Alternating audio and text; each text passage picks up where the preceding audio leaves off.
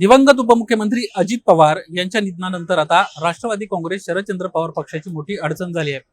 त्यांचं असं झालंय की तेल ही गेलं, तूप ही गेलं आणि हाती राहिलं दुपाटणं। याचं कारण काय तर राष्ट्रवादी काँग्रेस पक्ष आणि राष्ट्रवादी काँग्रेस शरदचंद्र पवार पक्ष हे जिल्हा परिषद निवडणुकीनंतर म्हणजेच 12 फेब्रुवारीला एकत्र येणार अशा पद्धतीची चर्चा होती।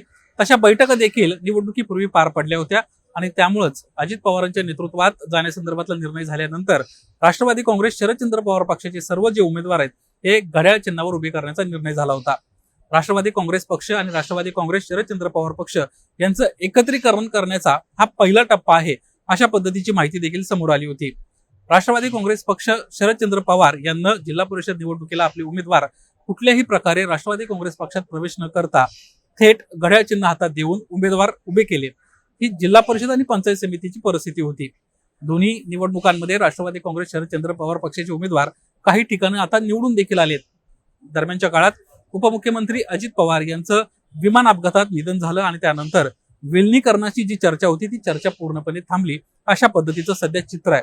आणि त्यामुळेच राष्ट्रवादी काँग्रेस शरदचंद्र पवार पक्षातून आलेले उमेदवार जे सध्या घड्याळ चिन्हावर निवडून आलेत त्यांची मात्र मोठी पंचायत झाली। कारण पुढे आपलं राजकारण आता कसं करायचं, आपल्याला निधी असेल किंवा आपल्या ज्या अडचणी आहेत त्या कोणासमोर मांडायच्या अशा पद्धतीची परिस्थिती त्यांची निर्माण झाली आहे। यातली सर्वात मोठी गंमत म्हणजे राष्ट्रवादी काँग्रेस शरदचंद्र पवार पक्षाचे खासदार अमोल कोल्हे असतील, आमदार रोहित पवार असतील किंवा माजी आमदार अशोक पवार असतील यांच्यासह अनेक दिग्गजांना राष्ट्रवादी काँग्रेस पक्षाच्या घड्याळ चिन्हाचा या निवडणुकीत जोरदार प्रचार केला। राष्ट्रवादी काँग्रेस शरदचंद्र पवार पक्ष आणि राष्ट्रवादी काँग्रेस पक्ष हे दोन्ही एकत्र येतील आणि त्यानंतर खऱ्या अर्थानं राष्ट्रवादी एकत्र होईल या आशेपायी हा संपूर्ण प्रवास जो आहे तो झाल्याचं पाहायला मिळालं होतं। मात्र अजित पवारांच्या निधनानंतर हा संपूर्ण जो प्रवास आहे तो पूर्णपणे थांबलाय आणि त्यामुळं राष्ट्रवादी काँग्रेस पक्षातल्या निवडून आलेल्या जे शरदचंद्र पवार पक्षासोबत होते त्यांची मोठी अडचण झाली आहे। याचं उत्तम उदाहरण जर आपण पाहायचं म्हटलं तर इंदापूरचे हर्षवर्धन पाटील यांची कन्या अंकिता पाटील ही राष्ट्रवादी काँग्रेस शरदचंद्र पवार पक्षाची उमेदवार जी घड्याळ चिन्हावर उभी राहिली, जी निवडून देखील आली।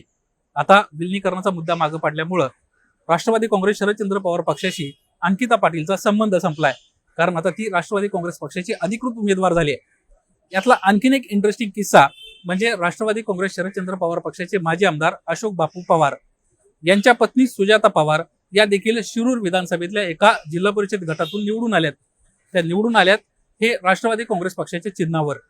त्यांच्या निवडणुकीसाठी खासदार अमोल कोल्हे असतील, आमदार रोहित पवार असतील, स्वतः अशोक बापू पवार असतील यांना जोरदार प्रचार प्रामुख्याने या संपूर्ण गटामध्ये केला, संपूर्ण महाराष्ट्रभर केला आणि सर्व राष्ट्रवादी काँग्रेस शरदचंद्र पवार पक्षाच्या मतदारांना घड्याळ चिन्हाच्या उमेदवाराला निवडून द्या अशा पद्धतीचं आवाहन केलं। परिणामी राष्ट्रवादी काँग्रेस पक्ष या चिन्हावर सुजाता पवार निवडून आल्या, मात्र आता त्यांचा राष्ट्रवादी काँग्रेस शरदचंद्र पवार पक्षाशी संबंधच राहिलेला नाहीये। यापेक्षाही आणखीन एक इंटरेस्टिंग किस्सा म्हणजे राष्ट्रवादी काँग्रेस शरदचंद्र पवार पक्षाचे प्रदेशाध्यक्ष शशिकांत शिंदे यांचा। त्यांच्या कोरेगाव विधानसभा मतदारसंघामध्ये त्यांना यंदाच्या जिल्हा परिषद आणि पंचायत समिती निवडणुकीमध्ये जोरदार प्रचार केला। जावळी विधानसभा मतदारसंघामध्ये अशाच पद्धतीचं त्यांना एक चित्र निर्माण केलं होतं। या दोन्ही मतदारसंघांमध्ये घड्याळ चिन्हावर उमेदवार देखील उभे केले। त्यांचा कोरेगाव विधानसभा मतदारसंघाचा जर आपण विचार करायला गेलं तर त्यांना अपेक्षेपेक्षा मोठ्या प्रमाणात कामगिरी केली आहे। जिल्हा परिषदेचे त्यांचे जवळपास 6 तर पंचायत समितीत साधारणपणे 9 उमेदवार निवडून आलेत। हे कट्टर राष्ट्रवादी काँग्रेस शरदचंद्र पवार पक्षाचे कार्यकर्ते। मात्र राष्ट्रवादी काँग्रेस पक्ष आणि राष्ट्रवादी काँग्रेस शरदचंद्र पवार पक्ष यांचं विलनीकरण होणार आणि त्यामुळं हे सर्व जे उमेदवार आहेत हे शशिकांत शिंदेंना आपल्या घड्याळ चिन्हावर उभे केले होते आणि परिणामी आता हे सर्व जे उमेदवार आहेत हे शशिकांत शिंदेंचे न राहता ते आता राष्ट्रवादी काँग्रेस पक्षाचे सर्व उमेदवार झालेत जे विजयी झालेले आहेत। यातली महत्वाची बाब अशी आहे की राष्ट्रवादी काँग्रेस शरदचंद्र पवार पक्षाचे प्रदेशाध्यक्ष शशिकांत शिंदे त्यांना या सर्व उमेदवारांसाठी प्रचंड कष्ट केले होते। कोरेगाव विधानसभा मतदारसंघाचे सध्याचे आमदार महेश शिंदे यांना सलग त्यांच्यामुळे साधारणपणे 4 पराभव शशिकांत शिंदेंना पत्करावे लागले होते। 2 विधानसभा, जिल्हा बँक आणि खासदारकी या संपूर्ण निवडणुकांमध्ये महेश शिंदेंचा एक वाटा मोठा राहिला होता शशिकांत शिंदेंच्या पराभवामध्ये।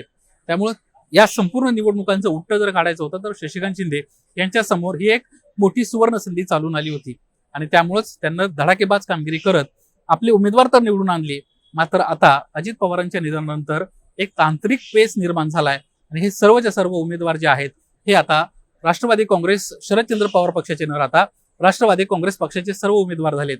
त्यामुळे शशिकांत शिंदेंचा जो आनंद होता तो कुठेतरी अल्पकाळ ठरलाय असंच म्हणावं लागेल. आणि त्यामुळेच राष्ट्रवादी काँग्रेस शरदचंद्र पवार पक्षाची सध्याची परिस्थिती तेल ही गेलं तूप ही गेलं आणि हाती राहिलं धुपाटणं अशा पद्धतीची झाली आहे. एबीपी माझा, उघडा डोळे बघा नीट.